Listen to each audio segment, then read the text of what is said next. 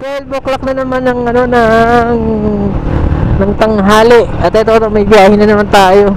Actually, nga pala no, may yung customer pala natin ulit tumawag na naman sa atin para may pa-pick up sa ano sa parting Dagupan. So ayun, kaya pupuntahan ko siya ngayon. Tumawag siya sa akin kanina para dun sa ipapa-pick up niya yung customer natin nung nakaraan to na nagpapa-deliver lagi.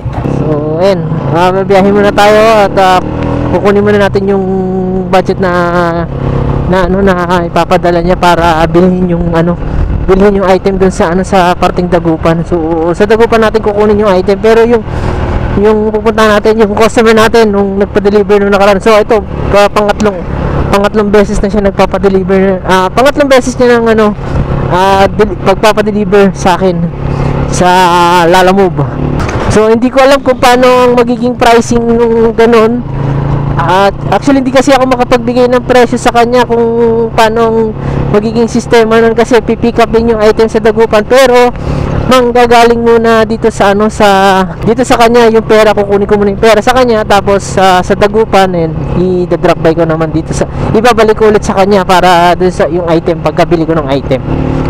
Gagawin natin, mag-iwan tayo ng dalawang identification para sure lang na assurance lang na babalik tayo sa kanya.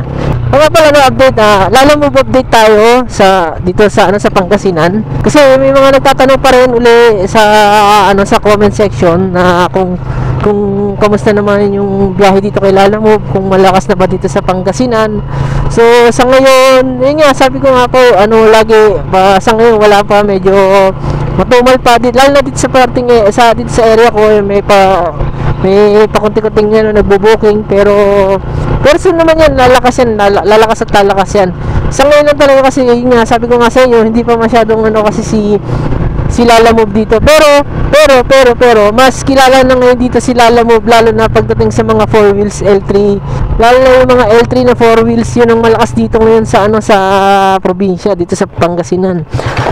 So nung nakaraan nga pala, na-mention ko dun sa aking previous vlog na hawak ko yung account number account nung sa L3 nung sa pinsan nung asawa ko, na yung mga booking na pumapasok doon. Ngayon malakas talaga, kasi saglit lang pagpasok ng booking, wala na, nakuha na kagad. segundo lang yung itinatagal ng booking, hindi na nagtatagal doon sa mismong mismong app. Saglit lang pagka-book, kuha kagad. So ayun guys, kung meron kayong 4 wheels na L300 o yung mga bagong 4 wheels na pwedeng pang pick up ng mga maramihang gamit, or yung mga tipong panlipat bahay, or yung mga kung ano-ano pa, and pasok nyo na sa Lalamove. Malakas talaga dito ngayon. Yun ang malakas ngayon dito, lalo na ngayon magdi-December. So ayun guys, yun lang, suggest ko lang sa inyo na ipasok nyo na sa Lalamove. At saka isa pa guys, ang kagandahan lang kasi kay Lalamove talaga, pwede siyang mag-pick up ng dalawang order. Yun nga, sabi ko nga noon na hanggat kaya pa ng sasakyan, kung kaya nyo pang i-pick up yung pwede kayo kumuha ng dalawang booking para sabay na hindi kayo magastasan sa gasolina pag biyahe-biyahe. Papunta na tayo ng Dagupan at na-pick up na natin yung budget para do sa ipabibili ni Sir. Tapos ayun nga pala nag-iwan tayo ng dalawang identification. So isang license tsaka isang national ID yung pinakunan ko na picture para assurance na na babalik ako. And yun, kasi kanina hindi ko talaga alam kung paano ko susolusyonan yung sa delivery na yun.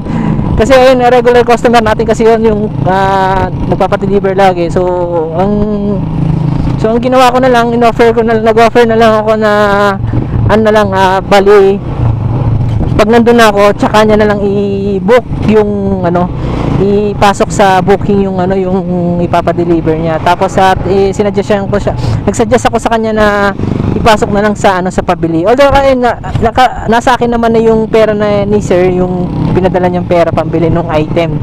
So yung bibili natin nga pala is yung solar na battery ata yun, pang gamit sa solar.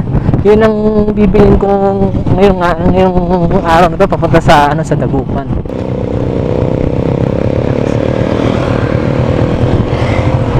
Tatanungan natin. Dito ba yun? Tatanungan natin to.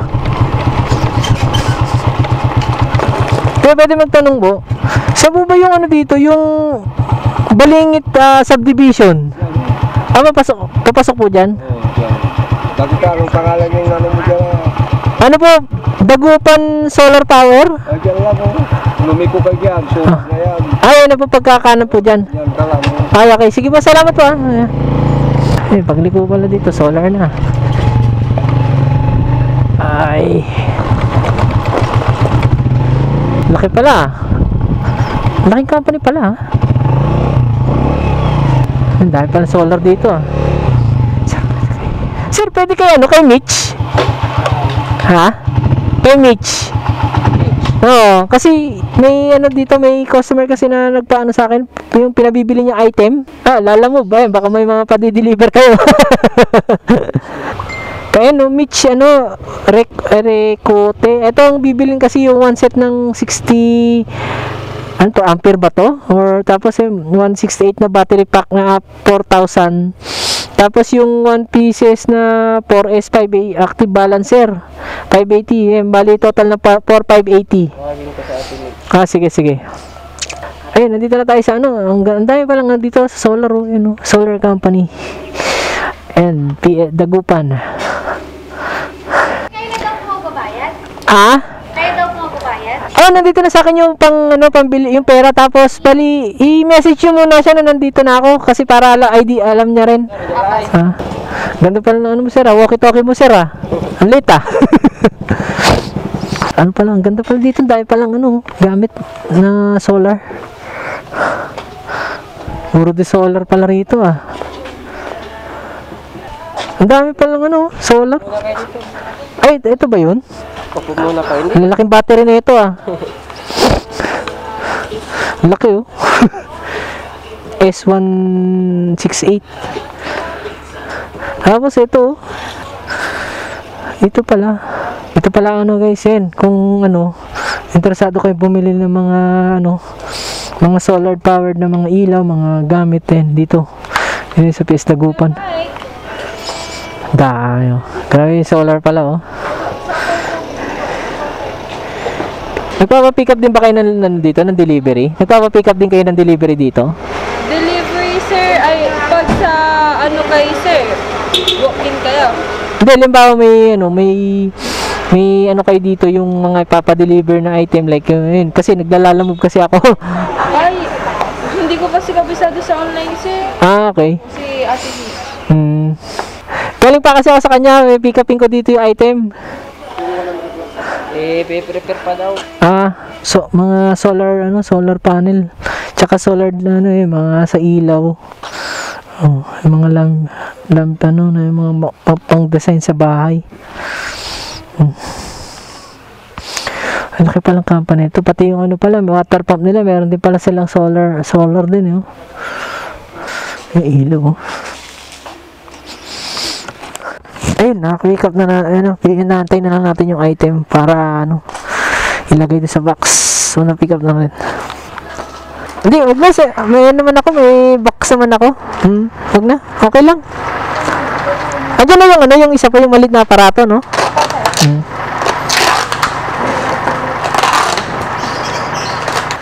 Alam niyo sir, no, pag-deliver kami.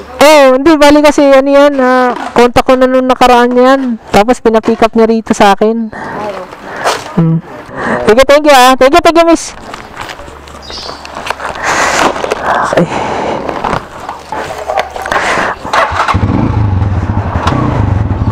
Thank you.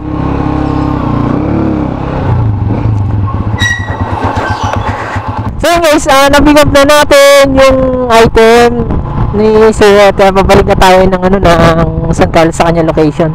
So ayun, yun nga guys, yun na lang yung naging diskarte ko ngayon. Sabi ko sa kanya na na yung ginawa ko, bali nung nandito na ako sa location ng ng Dagupan, doon ko palang pinabook sa kanya. So ayun, kinuha ko na kagad yung booking niya, tapos babiyahin na tayo papuntang babalik na tayo sa kanya.